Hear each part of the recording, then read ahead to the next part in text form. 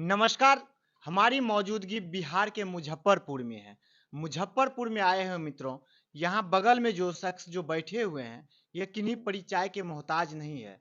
मित्रों बता दूँ कि यह जो डॉक्टर संतोष जी बैठे हुए हैं, यह यूएन का एक सदस्य भी हैं और एक अच्छे पिता भी हैं, जिनके मतलब यूँ कहा जाए तो इनके घर में माँ सरस्वती जी का साक्षात वास है।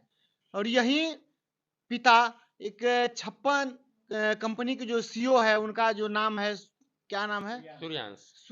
सूर्यांश जी के पिताजी हैं और एक मिस टीन इंडिया की जाह्नवी जो है, इनके पिताजी भी हैं। आइए हम इन्हीं से जानते हैं कि मतलब यूएनए तक का सफ़र आपका कैसा रहा? नमस्कार सर हमारे जी, तरफ। नमस्ते सभी लोगों को। बताएँगे कि यूएनए तक का सफ़र जो है, जी। थोड़ा संक्षिप्त में हुँ। कि आपका कैसा रहा?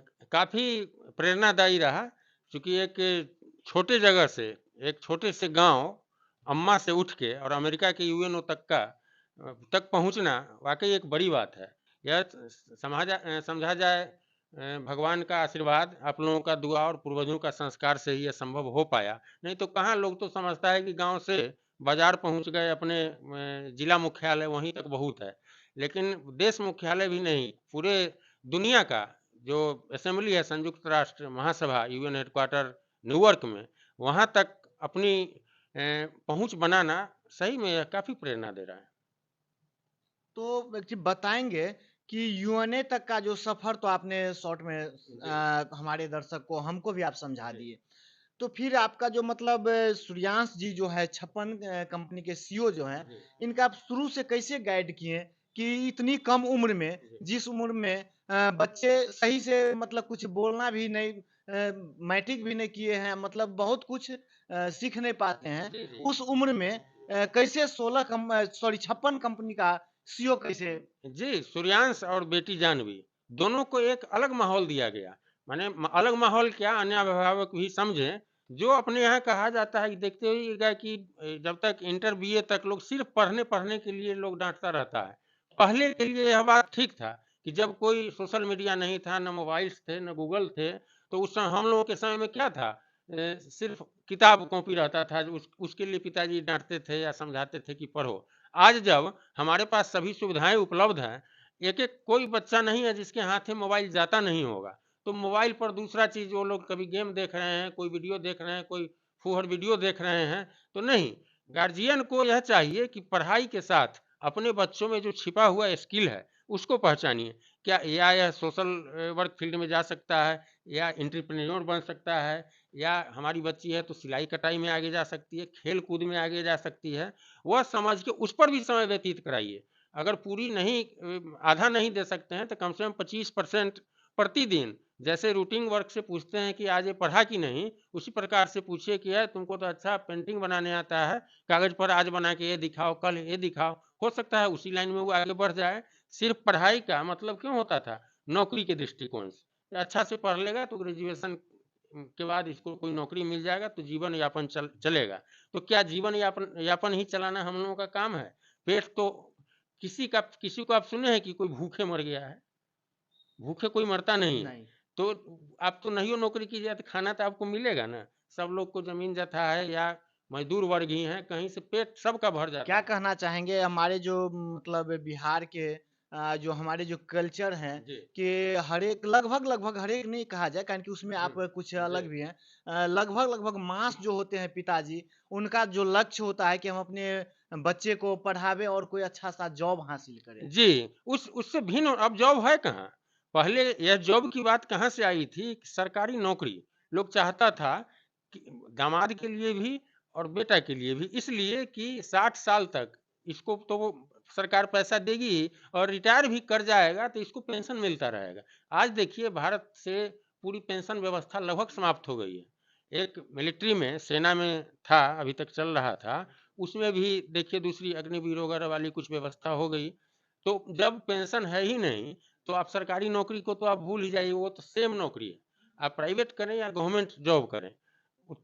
अब देखिएगा धीरे-धीरे आकर्षण घटेगा इस नौकरी जो हम कह रहे हैं, या जिस लाइन पर सूर्यांश और जाह्नवी चल रही है, धीरे-धीरे लोग आएँगे। आज आप लड़की के लिए खोजने जाइए, तो लोग पहले ही से कह के हो देखिए वो सरकारी नौकरी वाला चाहिए। जब लोग समझ जाएगा कि सही में इसका भविष्य तो अब उतना सुरक्षित नहीं है जैसा पहले हुआ करता था। आज डोरी एक्ट पर ही बात कर लीजिए, एक साधारण सा नौकरी हो जाए और उनके दरवाजे पर आप जाइए तो कहाँ से शुरू होती है बात, जैसे किसी चीज का आप सौदा कर रहे हैं उस प्रकार से बात शुरू हो जाती है। मैंने कितना लाख देवे के होता है, कौन गाड़ी लगता है, अरे भाई कौन सा सौदा कर रहे हैं, हम आपके सामने बैठे हैं। आज नहीं यूएन के रिप्रेजेंटेटिव हुए हैं, उससे पहले भी उस समय भी हम काफ़ी एक्टिव थे।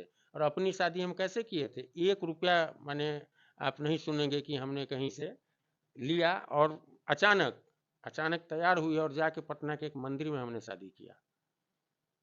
तो दोनों पक्ष का आप जो तिलक दहेज लेते भी हैं, आप 50 लाख लें, 25 लाख लें, 20 लाख लें, लड़के वाले से जब पूछिएगा तो 3 दिन के बाद वो भी कुछ कर्ज में ही रहता है, क्योंकि आप जितना लेंगे तो उसके अनुसार फिर खर्च भी हो जाता है, करना पड़ता है। तो यह सब मानसिकता, स्टीरियोटाइप मानसिकता इसको बोल रहे हैं। इसी पर जानवी का बुक भी है, सीरोज ब्रेकिंग स्टीरियोटाइप, जो मनगढ़ंत बात है जो पहले से चलती आ रही है। एक ढर्रा है, औरत का मतलब है घर में खाना बनाओ, नहीं क्या है, औरत को सेक्सुअल राइट्स पीरियड्स के ज्ञान से दूर रखा है, क्यों रख, उसी का चीज है, उसी को दूर रखेंगे, क्यों रखेंगे। इन सब बातों पर तो खुलेपन हमने एक माहौल दिया, तभी आज दोनों नाम कर रहे हैं। तो गार्जियन को भी अलग बनना पड़ेगा, बच्चों को उनके मानसिकता के अनुसार मित्र की तरह सहयोग करना होगा। हाँ, कभी कभी ऐसा दिखने को मिलता है गार्जियन अगर फ्री कर दिए तो बच्चे कई जगहों पर उनका दुरुपयोग भी किए हैं, प्रतिष्ठा तक चला गया है, लेकिन उस कम हुआ है ऐसा। उस डर के आप अपने बच्चे पर तो पहले आप भरोसा कीजिए, जब आप ही भरोसा नहीं कीजिएगा तो वो भी उसी अनुसार से आप पर भी भरोसा करता है, झूठों का आपको पापा मम्मी कहता रहेगा। क्यों नहीं दोस्त की तरह बात करें। आज कहीं जानवी है ना मुंबई में, छोटी सी भी कोई बात होती है तो मम्मी से पहले हमको बताती है फोन करके, और हम हंसते हंसते उस बात का समाधान तुरंत बताते हैं। और दूरी अगर बना के रखते तो कहती कभी, बिल्कुल नहीं। तो यही अपने बिहार में, और कल्चर के नाम जो आप बोले, कल्चर के नाम पर इस बात को ज्यादा दबाया जा रहा है, महिला सशक्तिकरण को। जिस पीरियड की बात पर आज पीरियड पर इतना बोलती है, उसी पीरियड का कपड़ा लेने माता कामाख्या के मंदिर कैसे हम लोग लाइन में लगे रहते हैं 4 दिन, जब माता का वहाँ पीरियड होता है 4 दिन के लिए। अभी ही पट बंद हुआ था 15-20 दिन पहले, और वो कपड़ा जो भिगा के रखा जाता है वही सालों भर आपको प्रसाद में मिलेगा। माता कामाख्या की वहाँ जोनी रूप का पूजा है, तो उस जोनी रूप का वो माता है, तो आप पूजा करने जा रहे हैं और इसको आप कहिएगा कि है पीरियड्स में है, इसको मंदिर में आज नहीं जाने दो। घर की माँ ही कहती है बउआ तू पीरियड में है तो तुम इसके अंदर नहीं घुस, भगवान जी छुआ जातन, भगवान कहीं छुआते हैं। यह सब मानसिकता एकदम कैसे किसी के मीटर को निकाल लिया जाता है, उसी तरह का बात प्रथा। आप इससे दूर होके देखिए ना, आप रेप का रेशियो फलना सब चीज खत्म हो जाएगा एक तरह से। वो उसको अनिवार्य शिक्षा में रखना चाहिए, और उसी बात को दबा के आप चुपे चुपे रखिए, तब ना स्कूल जाएगा तो चुपे दोस्त से बतियाएगा, मेल या फीमेल दोस्त से। और जब ओपन है उसको अगर पता हो गया तो किसी के साथ हम अगर गलत करते हैं तो हमारे साथ क्या हो सकता है, हम जिस उम्र में हैं मेरा भविष्य क्या हो जाएगा, यह जानकारी आप दे, कभी गलत करेगा। बात करना, किसी सुपर चैट करना, सभी को जैसे मेल को मेल फ्रेंड होते हैं, फीमेल को भी मेल फ्रेंड हो सकते हैं, वो अलग चीज़ है, लेकिन उस चीज़ का दुरुपयोग नहीं कर पाएगी। तो जैसा कि डॉक्टर संतोष जी, हम 1 मिनट रुकना चाहेंगे। आपका जो पहला जो मतलब जैसा कि यूएनए के लिए जब आप अमेरिका जा रहे थे, उस समय में क्या फीलिंग था कि छोटे से परिवार से उतना दूर का सफर? जी हाँ, काफ़ी समझिए ना, मन हम तो रोने लगे फ्लाइट में, पहली बार जब अमेरिका सदन के लिए जा रहे थे और दिल्ली एयरपोर्ट से लेके कुवैत, आयरलैंड, सब जगह जब एक अलग व्यवस्था देखे कि भाई हमारा, हमको लगता था कि ये हमारा पासपोर्ट स्कैन कर रहे हैं, उसका बहुत गौर से हमको देखते थे, तो और अन्य लोगों से भिन्न कुछ हमको महसूस हो जाता था।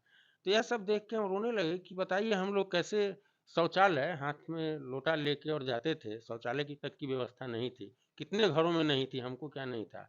और वह आदमी अगर दुनिया के सर्वोच्च सत्र में भाग लेने जा रहा है तो 45 मिनट तक कभी रोते रहेगा, फिर अपने कोई शांत करने वाला था नहीं, और अगल बगल वाला समझे भी नहीं कि हम क्यों रो रहे हैं? रो रहे हैं हालांकि उससे पहले कई लोग सेल्फी ऑटोग्राफ लोग ले चुके थे, जब समझे कि कोई अलग व्यक्ति है। तो और अलग अनुभूति। अब आप बैठे हुए हैं और वहाँ कई देशों के राष्ट्राध्यक्ष हैं, कई देशों के डिप्लोमेट्स बैठे हैं, कई कई देशों के आपके जैसे प्रमुख लोग बैठे हुए हैं उस सदन में, तो आपको लगेगा ना कि हम कहाँ आ गए हैं। और वो भी किसी जगह पर, जैसे आप पटना जाते होंगे तो कोई अगर आपके मधुबनी सुपौल का मिल जाता होगा तो अच्छा कहाँ घर भेलाई पूछते हैं ना। बिल्कुल। तो दिल्ली में अगर हैं तब देखिए, तो बिहार रिक्शा पर बैठते हैं, पूछते हैं कहाँ घर हो, तो फलना जगह। आपके मन में एक आता होगा आनंद की अपने बिहार के, उस समय आप भूल जाते हो कि मधुबनी के है कि सुपौल की मुजफ्फरपुर, अपने बिहार का है।